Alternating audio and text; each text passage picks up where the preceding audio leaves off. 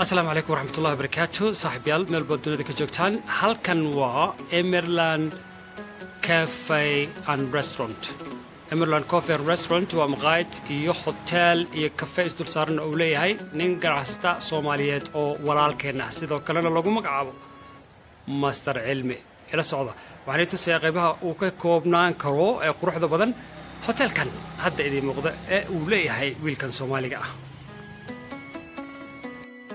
صاحب يال أدي صحيح أن هل كان أما قبتان مقعد وحالي رضا إميرلاند فيلا طبعا وحاني كنت هلا حافظة اللي رضو نيارو تروما وحاني كسيك قاسة وسور جدا هوتيل كويني عن بحي اللي رضو مونر هوتيل هل كان طبعا waxaad ka heli kartaa waa hotelkii oo leh qolol lagu talagalay double iyo single intaba hadii aad daban tahay xaas iyo hadii aad tahay kaliga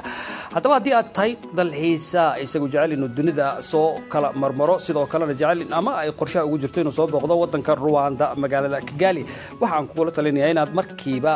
ugu horeyn markaad ka soo degto gegida diyaaradaha ee Kigali International Airport adigoo aan meel u leexan markiiba inaad la xiriirto oo aad telefoonka ku dhufato cilmi طبعا وملكيلها isagu iska leh goobtan waxa kale oo halkan ka heli kartaa maqaayadii aad cuntada ka cuni lahayd halkii aad kafeega ka cabi lahayd iyo goobtii waliba aad ku nasan lahayd sidoo kale waxaad heli kartaa masjidkii aad ku tukan lahayd iyo waliba waxa kale oo jiro oo halkan aad ka heli kartaa goob qurux badan oo ay ku beeran yihiin fiirayaal qurux badan oo aad waqti ku qaadan karto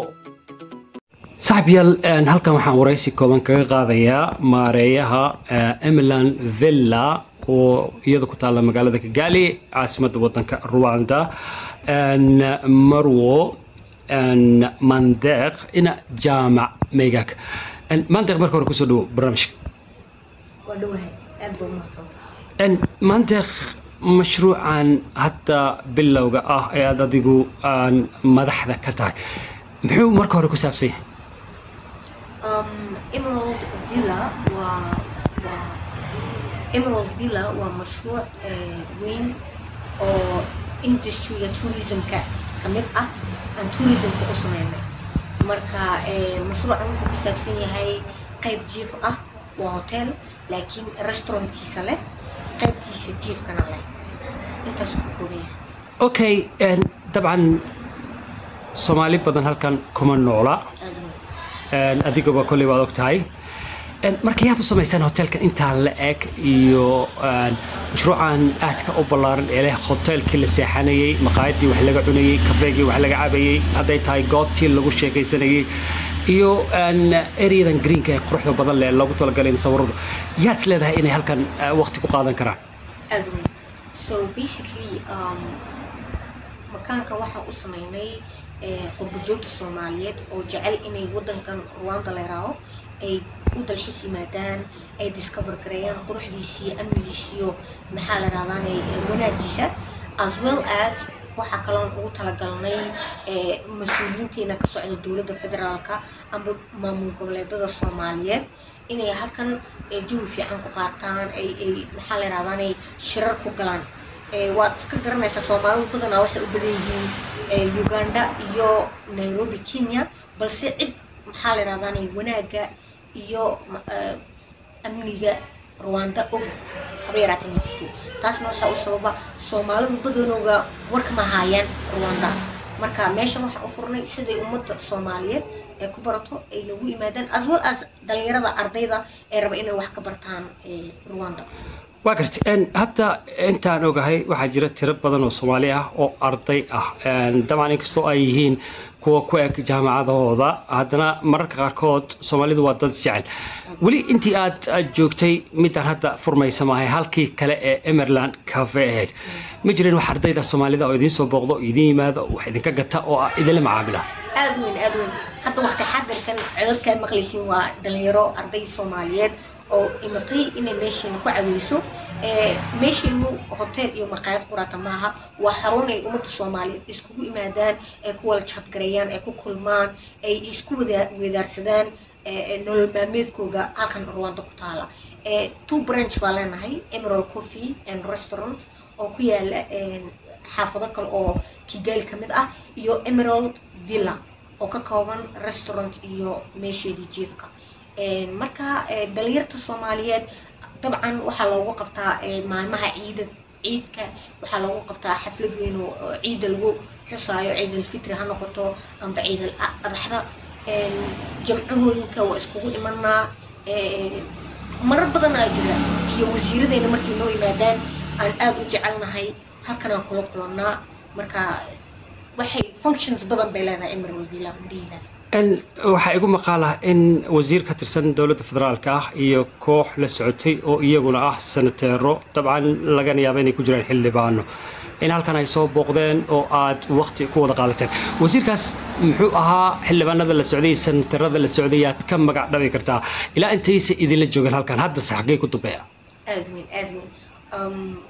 wasiirada ugu wanaagsan ee dowladda federaalka noo imiday anoo hadaladeeda miisaamaya wasiir benbena buu ahaa wasiirka qorsheynta dowladda federaalka Soomaaliyeed aad iyo aad buu dhalinyarada Soomaaliyeed u soo dhaweeyay khaasatan ardayda Soomaaliyeed waa wasiir maasha Allah dadkiisa ka warhaya dib iyo dheeftooda jecel rabana inuu wareysto ummadda Soomaaliyeed ee Kigali ku nool